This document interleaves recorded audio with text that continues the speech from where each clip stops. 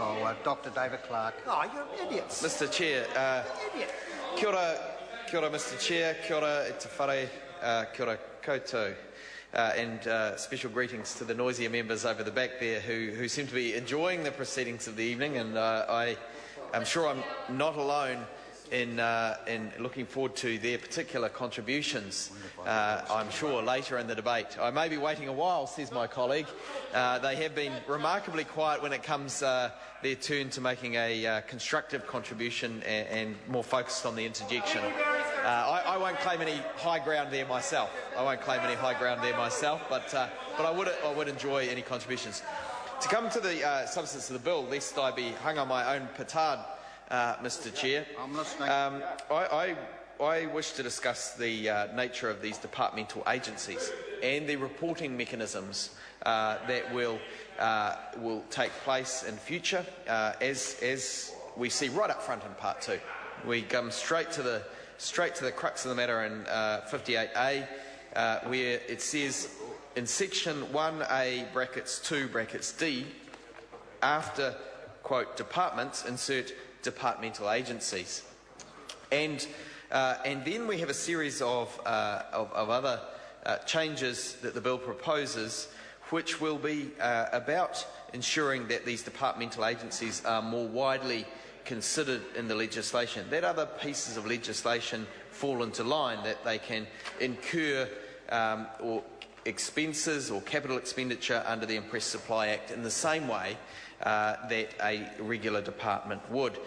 And my question, I guess, for the Minister and the Chair, and I know this Minister is a capable Minister and will probably not shy away from such questions, it's about this creation of a new organisational arrangement called a departmental agency as an option for providing public services.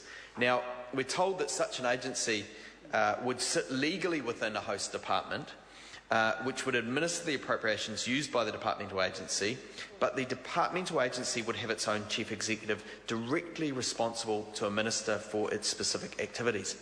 And my question really is around how the lines of accountability would then run. It is interesting that these departmental agencies would have presumably a different type of accountability, otherwise there would be no need to create them. This entity is a new type of entity. Is there a hierarchical arrangement here? Is the departmental agency within the department now in some sense tacitly at least responsible to the chief executive of the original department? They report directly to a minister, so one can imagine that if conflicts occurred over the use of building space or the use of meeting rooms, if we pare it back to the basics of everyday departmental life, that solutions would need to be found. And it's not immediately clear to me how this kind of conflict would be addressed and what the real purpose of introducing these new agencies is for, unless it's some decreased level of scrutiny.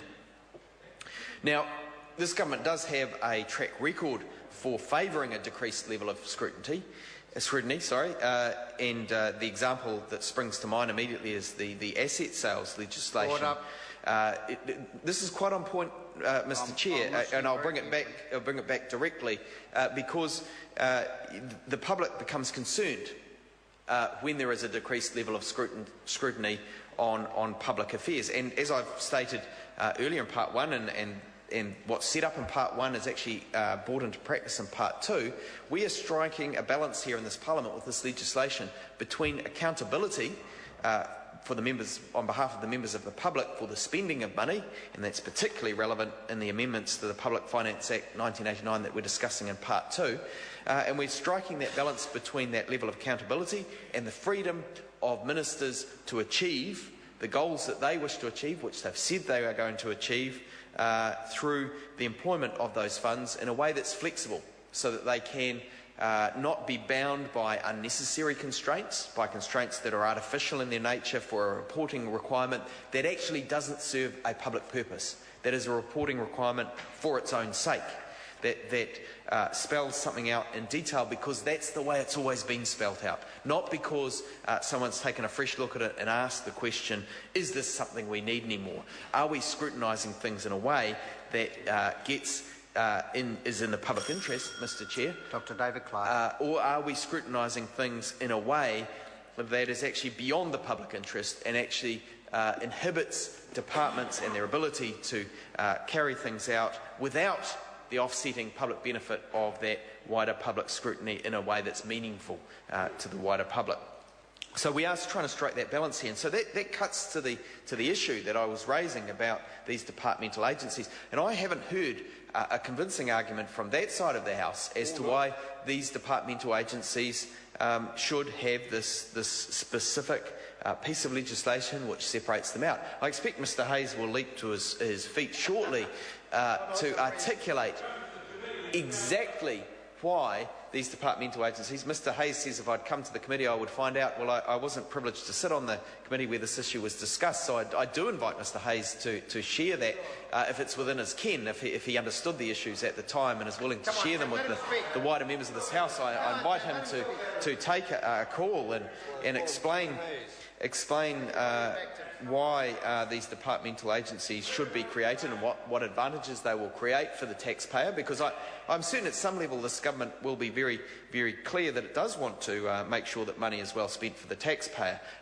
The public at home may not have that impression from watching this, because what they will observe is that members opposite have not really entered into the spirit of the debate. They seem to be content to sit and listen to many members of this side of the House raise important issues. However, that said, I must commend the previous Minister and the Chair who did take a call and answered some of the questions that were raised. And that's an important part of what we're doing here, Mr Chair. We need to convince ourselves that this is weighing that balance right that I raised earlier between proper public scrutiny and not being entirely cumbersome on the government of the day in a way that ties them up in red tape and makes them unable to achieve the purposes they set out to achieve. We know that this is the right thing to be achieving, and so that's why Labor will be supporting this bill. I must reiterate that the balance that's been struck is one that we think is appropriate, is one that makes this bill one that will survive the test of times. But I think, as I mentioned earlier, Mr Chair, the processes laid down here, the accountability mechanisms, while appropriate, cannot inoculate the government against bad policy. If it wants to implement bad policy, this legislation enables them to do that in a more efficient and effective way.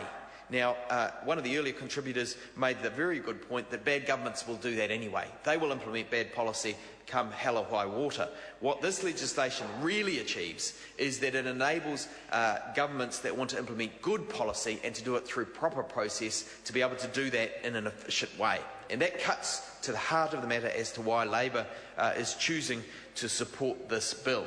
Now, one of the other matters I wish to raise in respect of Part 2 is the standardising of the governance and performance reporting requirements for companies currently listed in Schedule 4 of the Public Finance Act and proposed to be moved into the new Schedule 4A. Now, this standardising of performance reporting requirements on the surface must appear to be a good thing. The standardisation of reporting requirements, making them easier and less burdensome, means that these agencies can continue to do their task with Crown entities and get on with the tasks that they're set out, that they exist to carry out.